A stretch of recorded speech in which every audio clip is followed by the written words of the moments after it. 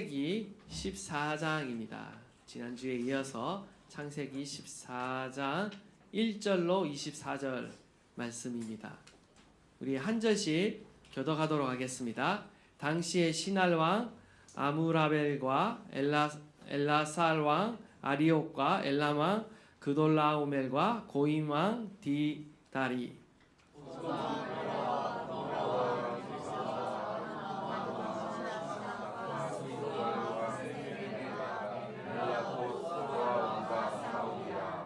이들이 다 시딤 골짜기 곧 지금의 여매에 모였더라.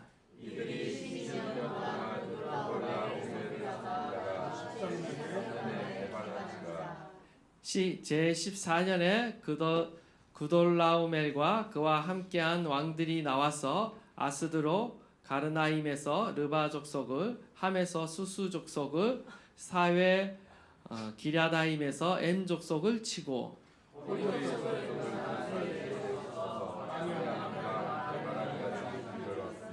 그들이 돌이켜 엠 미스바 곧 가데스에 이르러 아멜렉 족속의 온 땅과 하사손 다말에 사는 아모리 족속을 친지라.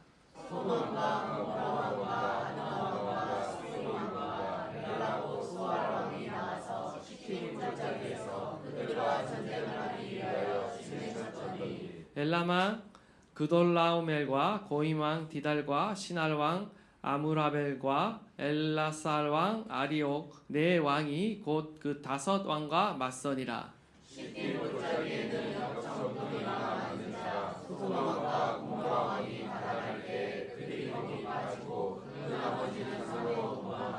네 왕이 소돔과 고모라의 모든 재물과 양식을 빼앗아 가고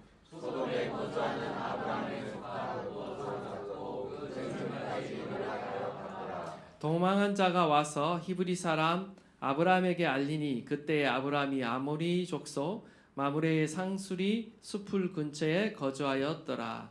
마므레는 에스골의 형제여 또 아넬의 형제라. 이들은 아브람과 동맹한 사람들이었더라.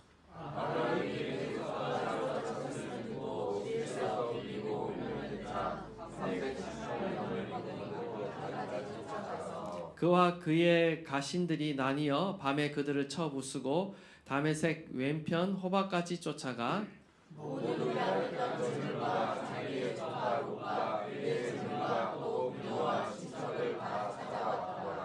아브라함이 그돌라오멜과 그와 함께한 왕들을 쳐 부수고 돌아올 때에 소돔 왕이 샤웨 골짜기 곧 왕의 골짜기로 나와 그를 영접하였고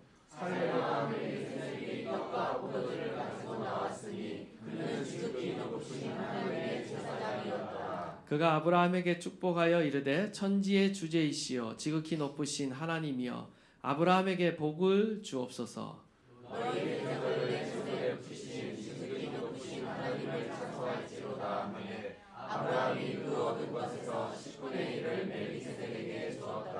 소돔 왕이 아브라함에게 이르되 사람은 내게 보내고 물품은 내가 가지라.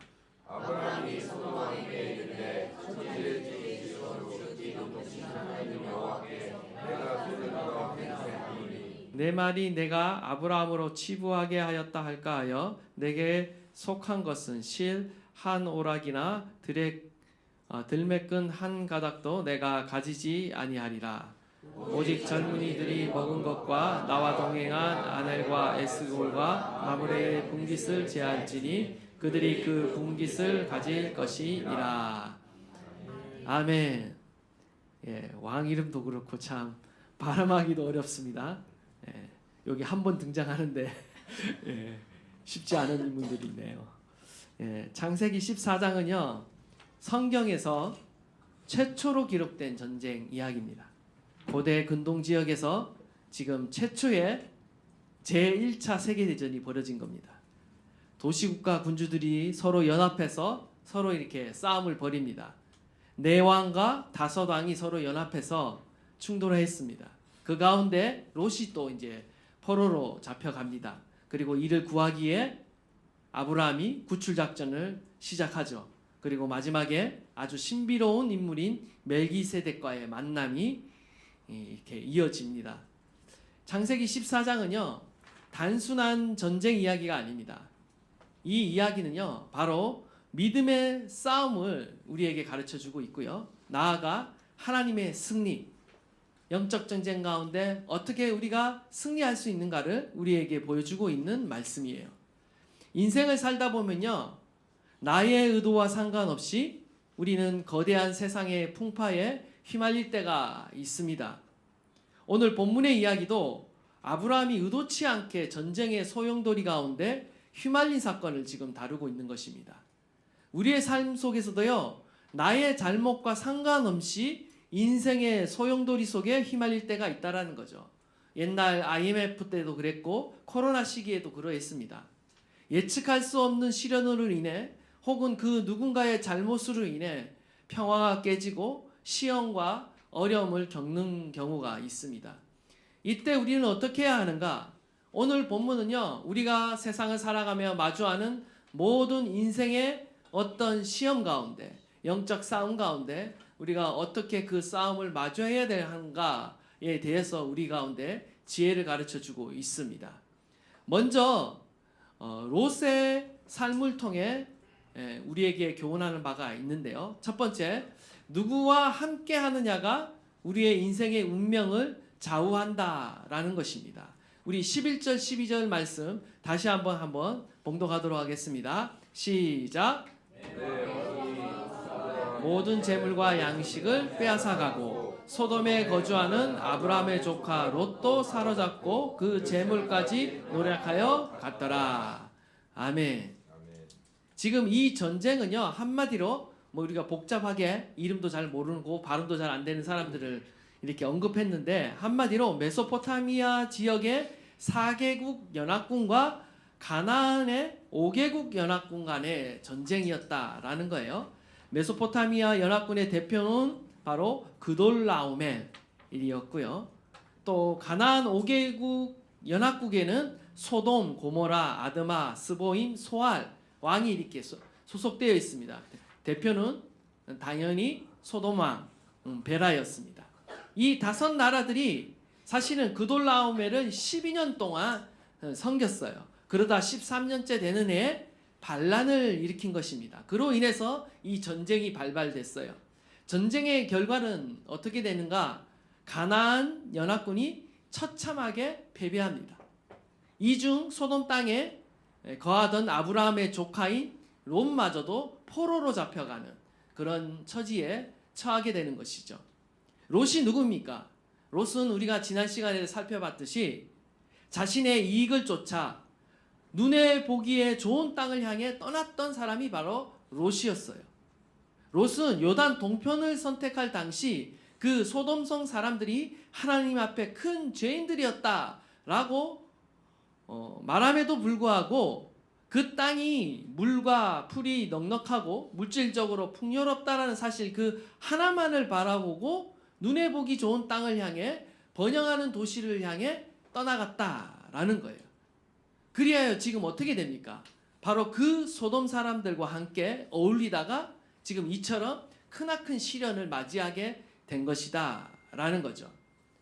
롯은요, 육체의 정욕과 안목의 정욕을 쫓아 살아가는 인물을 대표하는 사람인 것입니다.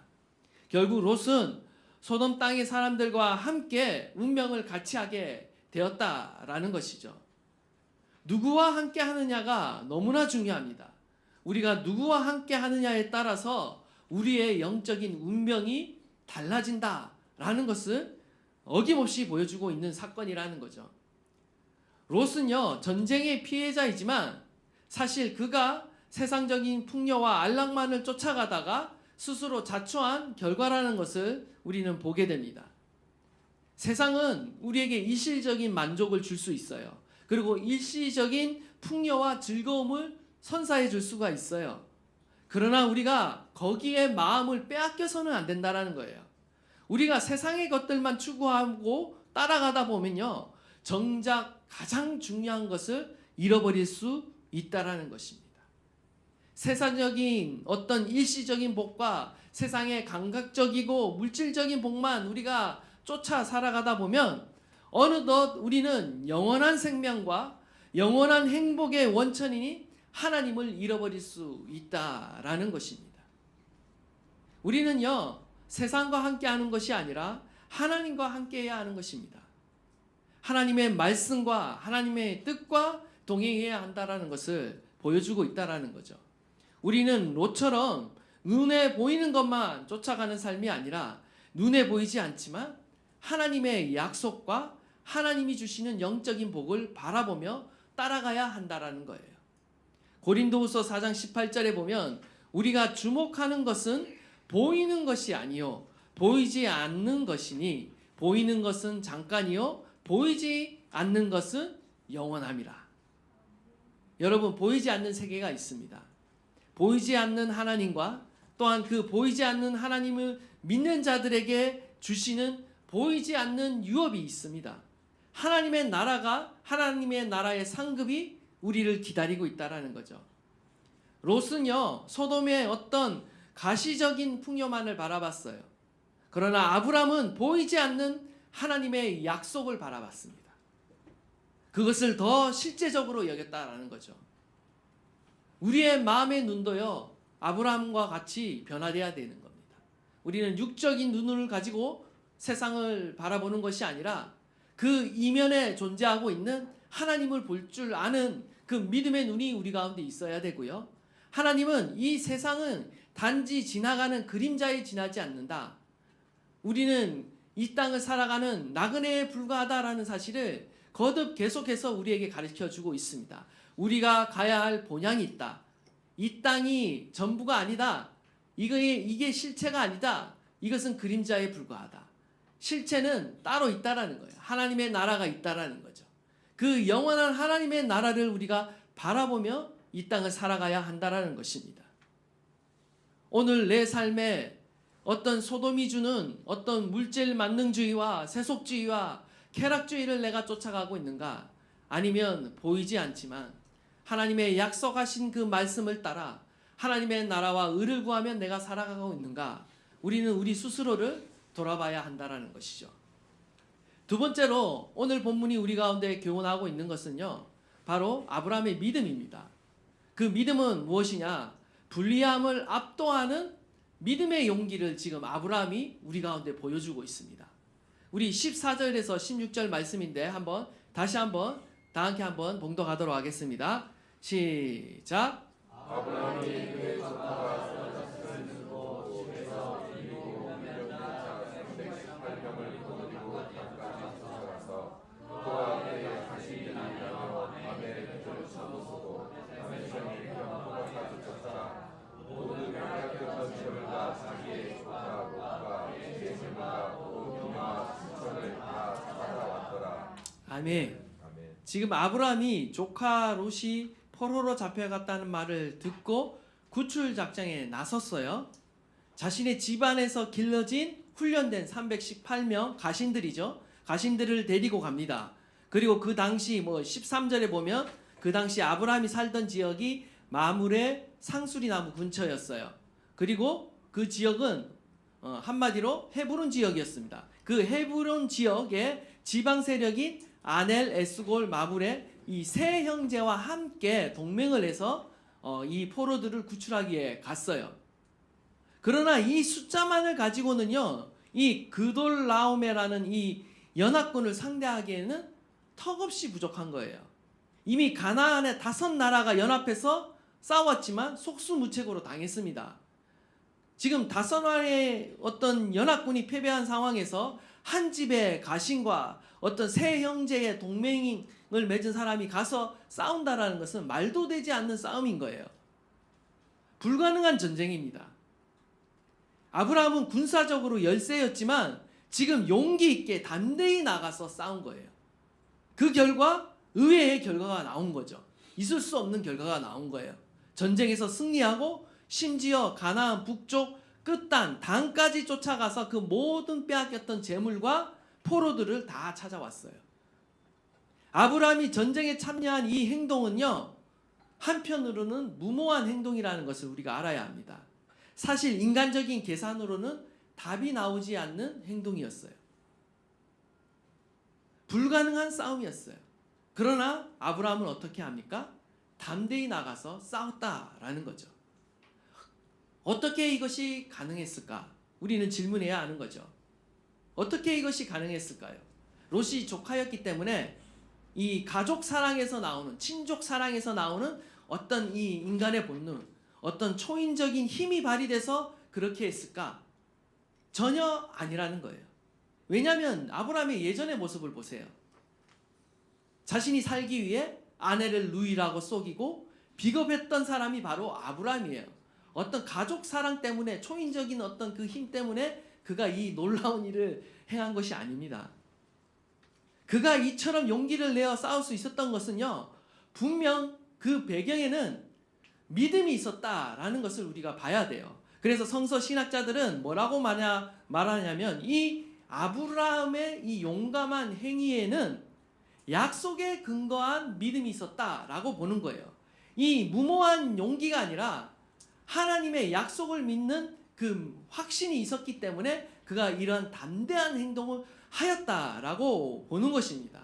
우리가 지난 시간에 마지막에 어떤 말씀이 나옵니까? 아브라함에게 하나님께서 또 나타나셔서 약속의 말씀을 줍니다. 동서남북을 바라보라. 내가 바라본 모든 땅이 너의 것이 될 것이다 라는 이 약속을 주셨다라는 거죠. 아브라함은 어쩌면 그 말씀을 지금 기억하고 있는 것입니다. 그는 그 말씀을 기억하면서 그래, 하나님이 주신다고 했으니까 내가 나가서 싸우면 정복할 수 있으리라는 그 마음을 가지고 나가서 담대한 또한 믿음의 모험을 감행했다라는 거죠. 분명 약속에 근거하여 믿음으로 싸웠을 것입니다. 그가 보여준 이 용기는 무모한 용기가 아니라 약속에 근거한 믿음인 것입니다. 믿음의 용기였어요. 이것은 과거 아브라함이 이미 한번 보여준 믿음이었어요. 창세기 12장에서 자신의 가족, 본토, 친척, 아비집을 떠나 가나안 땅으로 그 긴 여행을 감행했을 때 창세기 12장에 의하면 아브라함과 롯이 어떻게 갔냐면 여호와의 말씀을 따라갔다라고 쓰여져 있습니다. 하나님의 약속 말씀 하나만을 붙들고 갈 바를 알지 못한 그 긴 여행, 위험한 여행을 모험을 감행한 거예요. 믿음을 한번 보였죠. 그리고 그가 경험했습니다. 하나님을 경험했어요. 그리고 다시 한번 믿음의 모험을 지금 오늘 본문 가운데 하고 있는 거예요. 믿음이 아니고서는 설명이 되지 않는 행동을 지금 하고 있다라는 거죠. 우리의 삶에도요, 불가능해 보이는 문제들이 있습니다. 인간적으로는 계산이 되지 않는, 답이 나오지 않는 그런 상황들이 항상 우리의 삶에 있어요. 항상 불리한 상황이 있다라는 거죠. 우리를 둘러싼 문제들이, 우리를 둘러싼 적들이 항상 커다랗게 보이고 나보다 더 능력이 많게 보이고 나의 모습은 초라하게 보이는 그러한 상황 가운데 우리는 항상 처하게 된다는 것입니다. 그러나 우리는 아브라함이 지금 어떻게 그러한 상황을 헤쳐나가는지 우리는 봐야 하는 것이죠. 아브라함은요, 군사적으로 열세지만 숫자상으로는 불리하지만 믿음으로 지금 용기를 내고 있는 것입니다. 영적 싸움 가운데 포기하거나 물러서지 않고 있어요. 오히려 용기를 내어 믿음으로 맞서 싸우고 있는 모습을 우리는 봐야 하는 것입니다. 우리의 삶에 그 어떤 불리함이 있다 할지라도, 두려운 상황이 있다 할지라도, 어떤 불안감이 있다 할지라도 우리는 거기에 압도되어서는 안 됩니다. 그거 앞에 주저하는 인생이 되어서는 안 돼요. 오히려 그럴 때일수록 우리는 무엇을 봐야 하는가? 분명한, 흔들리지 않는 하나님의 약속의 말씀을 바라보고 붙들어야 된다는 거예요. 견고한 말씀을 붙들어야 된다는 거예요. 그리고 그 말씀을 붙들고 다시 담대히 믿음의 도전들을 해 나가야 한다는 거예요. 용기를 내어 믿음의 싸움을 싸우다 보면 때로는 한두 번은 실패할 때도 있고 넘어질 때도 있지만 끝내 승리하게 되어 있다는 거예요. 싸우다 보면 의외로 적들이 약하다는 사실을 알게 되는 거예요. 아, 하나님께서 이 적들을 나로 하여금 승리하게 하신다, 헤쳐나게 하신다, 문제를 풀어가게 하신다라는 것을 의외로 발견하게 되는 거죠. 하나님의 은혜를 경험하게 되는 것입니다. 아브라함의 승리는 전략이나 숫자에 달려있지 않습니다. 철저하게 하나님의 도우심을 의지하고 있는 거예요. 신앙의 싸움, 믿음의 싸움은요, 결국 하나님의 손에 달려있는 거예요. 전쟁은 하나님께 속했습니다. 하나님을 전적으로 의지해야 하는 것이죠. 인생의 모든 싸움은 하나님께 달려 있는 거예요. 따라서 우리는 하나님의 말씀을 의지해야 하는 것입니다. 매튜 헨리는 이 사건을 두고 어떻게 설명하냐면요. 이 사건은 하나님께서 아브라함의 이름을 창대하게 하겠다, 크게 하겠다라고 하신 그 약속을 성취하는 사건으로 봅니다. 전쟁의 승리는 단순한 군사적인 성공이 아니라 바로 하나님의 약속이 역사 가운데, 우리의 인생 가운데 성취되고 드러나는 사건이라는 거예요. 하나님께서는 아브라함에게 승리를 주심으로 이 약속의 땅을 다스리는 사람이 진정한 왕이 누구인지를 우리의 인생 가운데 보여주고 있는 거예요.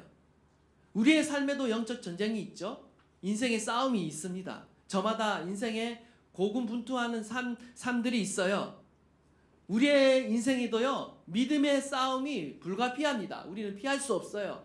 우리는 믿음의 싸움을 싸워내야 되고 이겨내야 하는 거예요.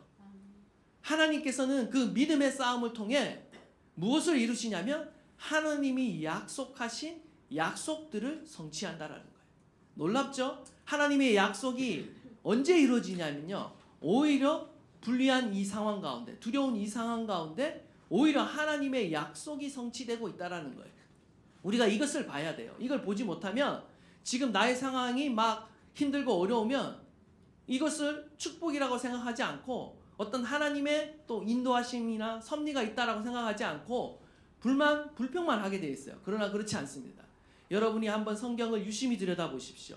하나님의 선한 뜻이 성취되는 자리는 항상 어떤 형통한 자리가 아니라 오히려 요셉이 감옥에 갇혀 있을 때 오히려 하나님이 그를 하나님의 계획 가운데 인도하고 계시고 은혜의 자리로 인도하고 계시는 것을 보는 거예요. 우리의 인생에 어떤 영적 싸움을 싸우고 있고 인생의 싸움을, 힘겨운 싸움을 싸우고 있다는 것은 그것 가운데 하나님의 선한 계획이 있을 수 있습니다. 오히려 하나님의 선한 뜻을 성취하고자 하나님이 누구이신가, 진정한 왕이 누구이신가를 우리의 인생 가운데 드러내고자 하나님께서 그것을 잠시 허용하신 것일 수 있어요.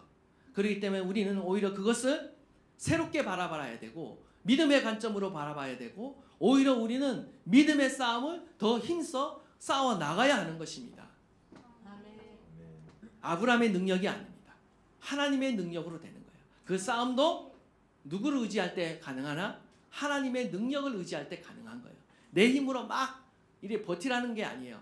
하나님의 능력을 신뢰하고 의지하라는 것입니다. 말씀의 능력을 신뢰하라는 것입니다. 승리의 비결은 다른 것이 아닙니다.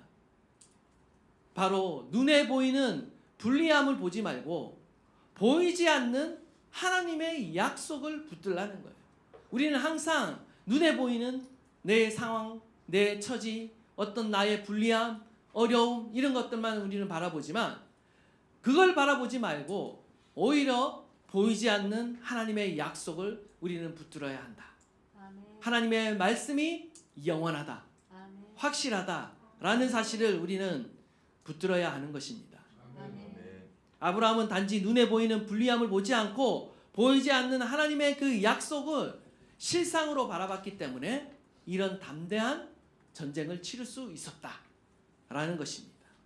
내가 가진 318명이 작아 보일지라도, 내가 가진 능력이 작아 보일지라도, 내가 가진 지식이, 내가 가진 재능이, 기술이 작아 보일지라도 우리는 하나님의 약속을 굳건하게 믿고 계속해서 믿음의 싸움을 싸우며 전진해 나가야 하는 것입니다. 그렇게 하시면 하나님이 함께 하시고 인생 가운데 큰 구원과 승리를 허락해 주시는 줄 믿습니다. 저와 여러분을 향해 하나님이 하나님의 선한 계획을 준비하고 기다리고 계세요. 우리가 조금만 더 용기를 내고 믿음을 내어 계속 나아가야 하는 것이죠. 마지막 세 번째로 승리의 진정한 주인공은 누구인가 라는 것입니다. 우리 17절에서 20절 말씀 또 다 함께 한번 읽겠습니다. 시작.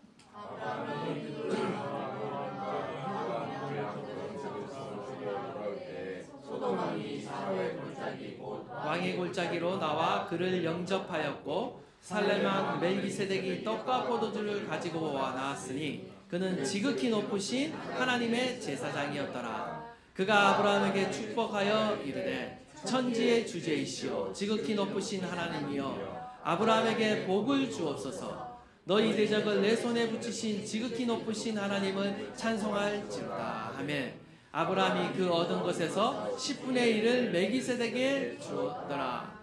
아멘.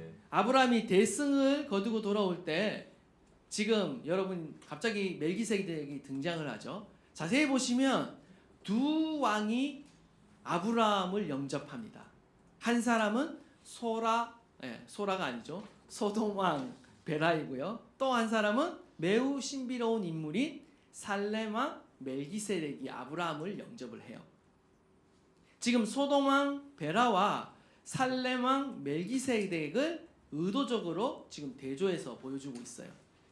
멜기세덱이 아브라함에게 떡과 포도주를 가지고 나왔습니다. 그리고 아브라함을 환대하면서 축복하죠. 지극히 높으신 하나님의 이름으로 이 아브라함을 축복합니다.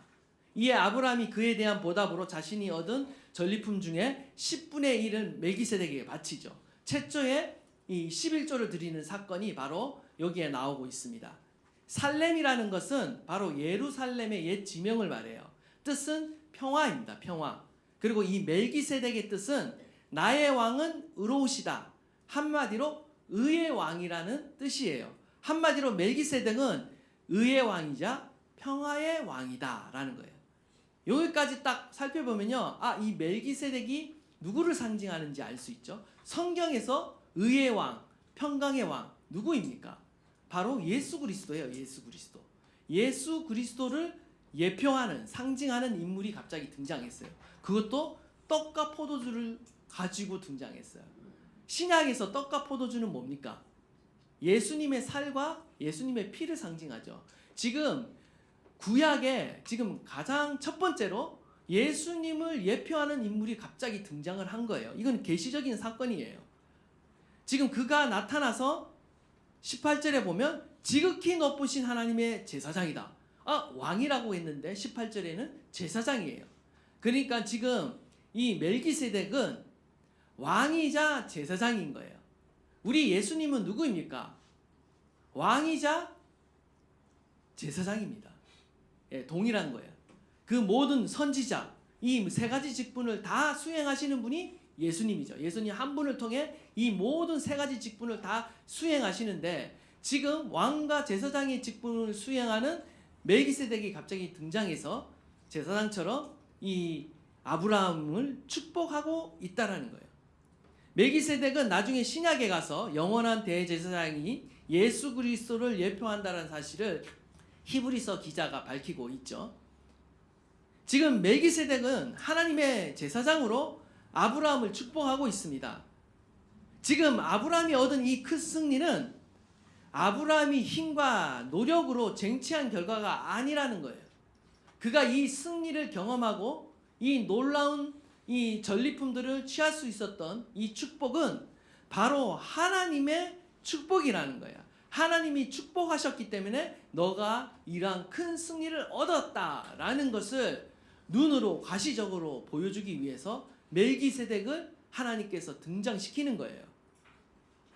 지금 아브라함이 얻은 이 승리는요, 바로 하나님께서 아브라함을 축복하신 결과로 주어진 거라는 거예요. 천지의 주제이시여 지극히 높으신 하나님이 아브라함을 축복하신 결과, 그 결과 아브라함이 대적을 이길 수 있었다라는 거죠. 20절에 분명하게 나와 있죠. 멜기세덱이 이렇게 이야기합니다. 20절에 너희 대적을 내 손에 붙이신 지극히 높으신 하나님을 찬송할지어다. 이 정쟁의 승리는 아브라함의 전략이 뛰어나거나 아니면 아브라함이 용맹했기 때문에 아니면 능력이 많았기 때문에 어떤 군사의 수가 많았기 때문에 승리한 것이 아니라 오직 하나님이 그 대적을, 그 수많은 대적, 숫자적으로 비교되지 않는 그 수많은 대적을 아브라함의 손에 붙였기 때문에 이 놀라운 기적과 같은 사건이 일어났다라는 것을 말씀하고 있는 것입니다. 하나님께서 주신 축복이자 은혜인 것이죠. 하나님께서는 다시 한번 아브라함에게 이 멜기세덱을 보내심으로 아브라함을 축복하게 하셨어요. 그가 복의 근원이 되게 하겠다고 약속하신 것을 다시 한번 지금 확증해 주고 있는 것입니다. 그리고 아브라함이 자칫 승리 가운데 이것이 자신의 힘으로 이루어졌다고 자만할 수 있는 이 타이밍에 이 멜기세덱이 나타남으로 인해 이 승리가 지극히 높으신 하나님의 선물이고 하나님의 축복이라는 것을 분명하게 가르쳐 주고 있는 겁니다.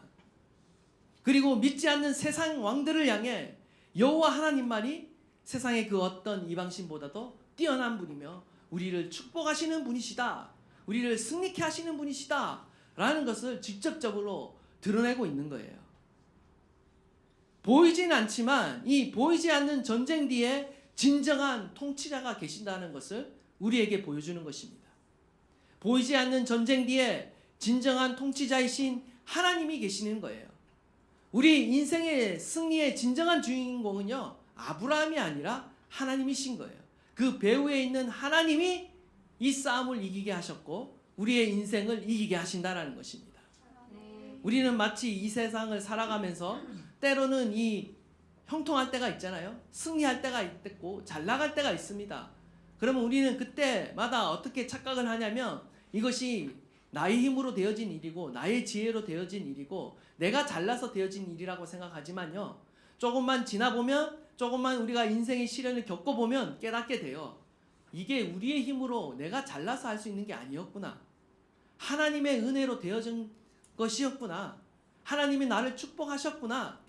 나로 하여금 재물을 얻게 하셨구나 라는 것을 깨닫게 되는 것입니다.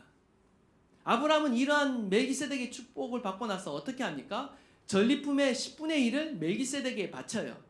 지금 자신이 전쟁에서 승리하고 이 많은 전리품을 취한 이 축복은 자신의 어떤 노력이나 어떤 힘으로 된 것이 아니라 하나님이 나에게 허락해 주셨기 때문이라는 것을 진정 깨달은 거예요.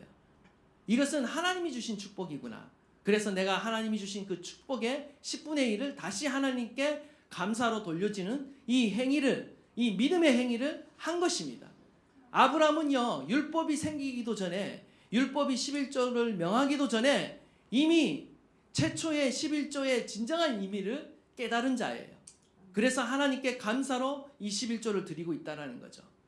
내가 거둔 이 성공, 내가 얻은 이 재물, 내가 얻은 이 승리가 다 하나님이 주신 것이었구나 라는 이 믿음의 고백과 함께 하나님께 감사하고 있는 것이죠.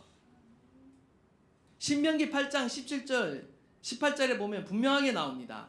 그러나 내가 마음에 이르기를 내 능력과 내 손의 힘으로 내가 이 재물을 얻었다 말할 것이라. 그런 날이 온다는 거예요. 가나안에 들어가서 그들이 부요해지자 하나님을 잊어버려요. 18절 내 하나님 여호와를 기억하라. 그가 내게 재물 얻을 능력을 주셨습니다. 이같이 하심은 내 조상들에게 맹세하신 언약을 오늘과 같이 이루려 하심이라. 하나님의 축복의 약속의 말씀이 있었기 때문에 그들이 그러한 은혜를 경험한 것이에요.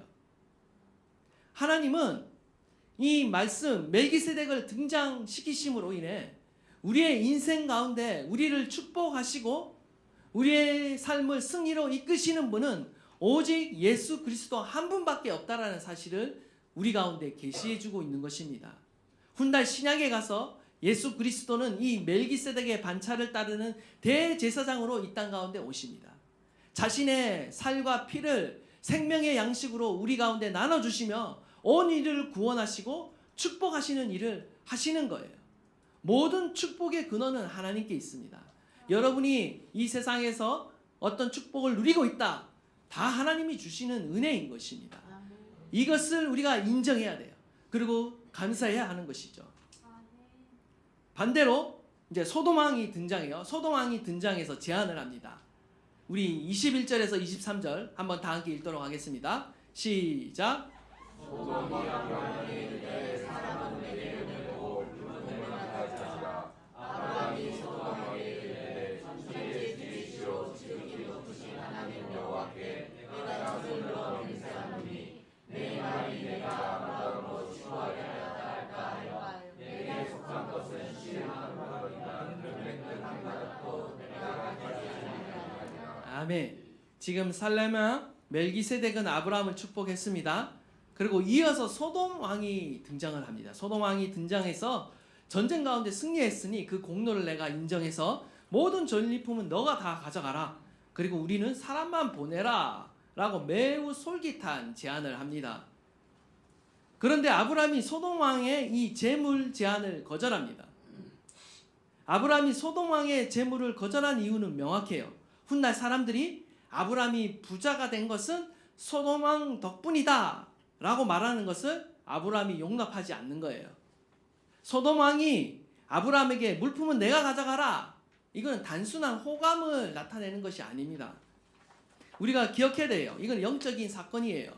이것은 세상의 물질적인 가치관으로 다시금 아브라함을 유혹하려는 사건이라는 것을 아셔야 됩니다. 다시 눈에 보이는 풍요라는 그 거대한 유혹으로 아브라함을 지금 유혹하고 있는 거예요. 전리품을 받는다면요, 그냥 선물로 받는 걸로 끝나지 않습니다. 이후에 어떻게 되겠어요?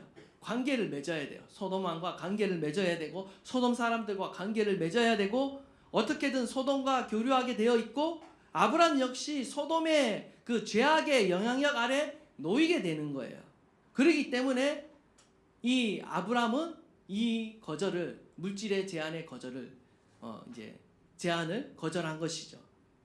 지금 두 왕 사이에서 지금 아브라함은 하나님만이 나의 참된 공급자이심을 고백하고 있는 것입니다. 사실 눈에 보이는 좋은 거, 그것을 선택하면 쉽죠. 쉽게 부자가 될 수가 있죠. 그러나 아브라함은 지금 두 왕 사이에서 은혜와 복을 주시는 분은 진정 예수 그리스도 한 분밖에 없다라는 믿음의 고백을 지금 하고 있는 거예요.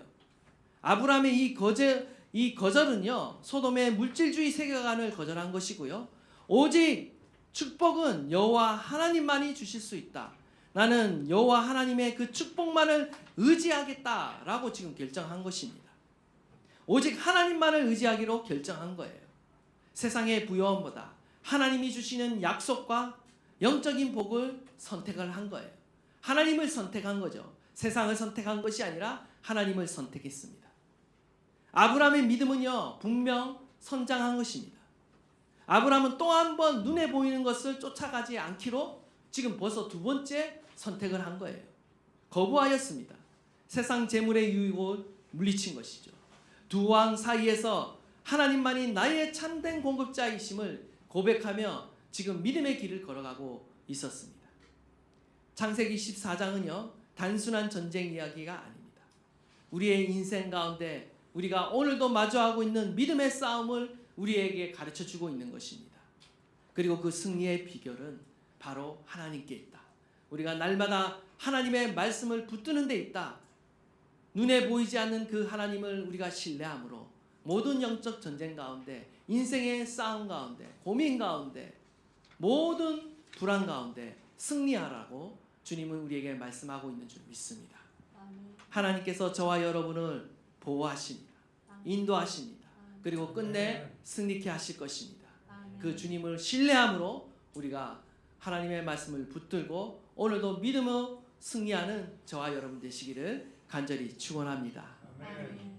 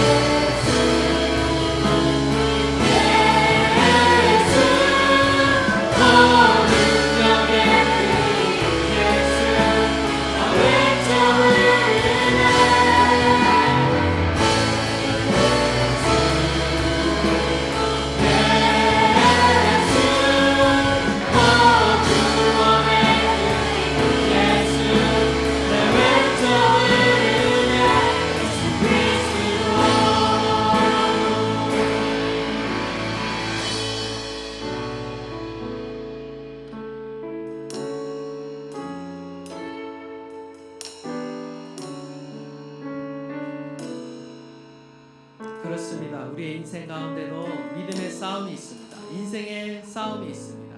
그리고 그 승리의 비결은 하나님께 있다라고 오늘 본문은 우리에게 말씀하고 있습니다. 우리의 승리가 우리의 싸움이 아니라 하나님께서 우리를 위해 싸우시고 일하실 때 승리할 수 있는 것입니다. 우리의 삶 속에도 하나님의 약속의 말씀이 이루어진다는 사실을 우리는 굳건하게 믿어야 합니다. 그리고 그 말씀을 붙들어야 합니다. 그리고 그 믿음을 가지고 나가 싸울 때 하나님은 우리의 인생의 모든 소용돌이 속에서도 우리를 지키시며 보호하시며 인도하시는 줄 믿습니다. 말씀을 붙들 때 모든 불리함 속에서도 맞서 싸울 수 있는 담대한 믿음을 우리에게 하나님은 부어주십니다. 그리고 보이지 않는 전쟁 뒤에 진정한 통치자로서 내 삶의 참된 공급자로서 우리와 함께 하셔서 우리의 삶을 축복하시고 승리케 하시는 줄 믿습니다. 우리는 아브라함처럼 믿음의 용기를 내야 합니다. 하나님을 더욱 의지해야 합니다. 보이지 않지만 하나님의 약속을 실상처럼 바라보고 믿고 나아가야 하는 것입니다. 하나님, 우리에게 이 믿음을 더하여 주십시오. 하나님, 우리 가운데 믿음의 용기를 더하여 주십시오. 하나님을 더욱 의지하게 하여 주십시오. 그 어떤 불리한 상황 속에서도 맞서 싸울 수 있는 담대한 믿음을 우리 가운데 허락하여 주시옵소서. 우리 다 함께 한번 주여 부르짖고 통성으로 기도합니다. 주여.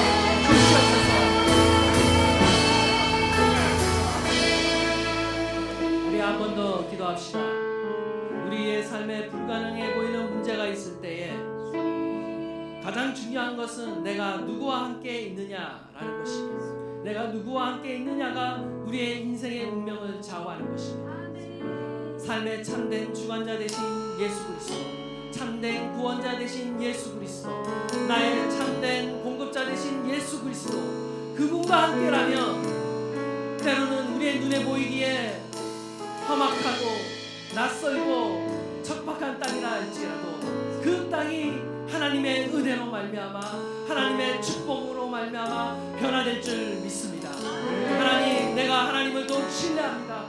내가 더욱더 하나님과 함께 하겠습니다. 내가 더욱더 하나님의 말씀을 신뢰하겠습니다. 내가 더욱더